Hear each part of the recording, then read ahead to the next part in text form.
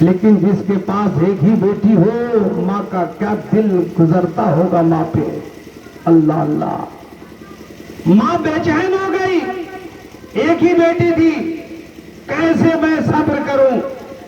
اس زمانے کی بات ہے کہ جب حضرت خواجہ حسن بصری رحمت اللہ علیہ کا دور تھا.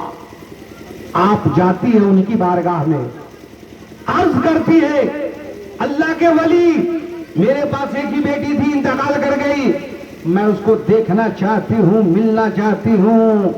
اللہ اکبر. اللہ کے ولی فرماتے ہیں کہ اب تو وہ مر گئی ہے. کہا کہ اللہ کے ولی کوئی راستہ بتائیے، کوئی صورت بتائیے کہ میں اپنی بیٹی کو دیکھ سکوں. بے چین ہوں، دل بے قرار ہے، روح تڑپ رہی ہے. اللہ اکبر. حضرت خواجہ حسن بصری رحمت اللہ علیہ ارشاد فرماتے ہیں جا اپنے گھر جا، نماز پڑھ لینی، نماز پڑھ لے گی، کھانا سے فارغ ہو جائے گی، مصلی بچھا لے گی اور 2 رکعت شکرانے کی نیت باندھ لے گی. پہلی رکعت میں سورہ تکاثر پڑھے گی، دوسری رکعت میں سورہ اخلاص قل اللہ کی تلاوت کرے گی، سلام پھیر کر درود پاک پڑھتے پڑھتے رہے گی. تمہاری بیٹی سے تمہاری ملاقات. اللہ کے ولی بتا رہے ہیں، خواجہ حسن بصری بتا رہے ہیں، کوئی اور کی بات میں نہیں کر رہا ہوں، حضرت خواجہ حسن بصری کی بات کر رہا ہوں. وہ واپس آتی ہے، کھانا بناتی ہے، ضروریات سے فارغ ہوتی ہے، نمازیں پڑھتی ہے، پھر نماز پڑھنے کے بعد مصلی پہ 2 رکعت شکرانے کی نماز کی نیت کرتی ہے.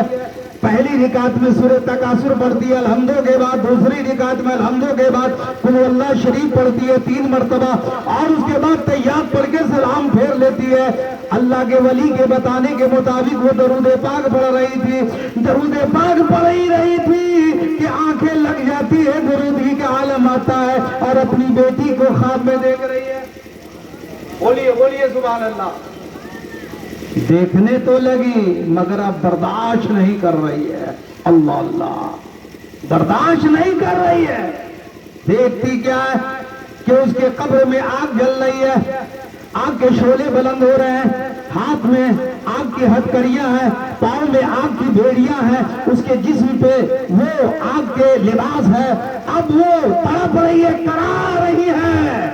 ایک ماں ایسی حالت میں اپنی بیٹی کو جب دیکھے تو وہ کیسے برداشت کرے گی. بیدار ہو جاتی ہے، صبح کا انتظار کرتی ہے، دوڑے ہوئے حضرت خواجہ کی بارگاہ میں آتی ہے، حسن بصری کی بارگاہ میں آتی ہے، عرض کرتی ہے اے خواجہ حسن بصری، آپ نے کہا میں نے ویسے کر لیا، اپنی بیٹی کو دیکھ لیا، مگر بات یہ ہے کہ میری بیٹی تکلیف میں ہے، عذاب میں ہے، خداوند قدوس کے عذاب میں گرفتار ہے. وہ آگ میں جل رہی تھی، آگ میں بھڑک رہی تھی، چلا رہی تھی.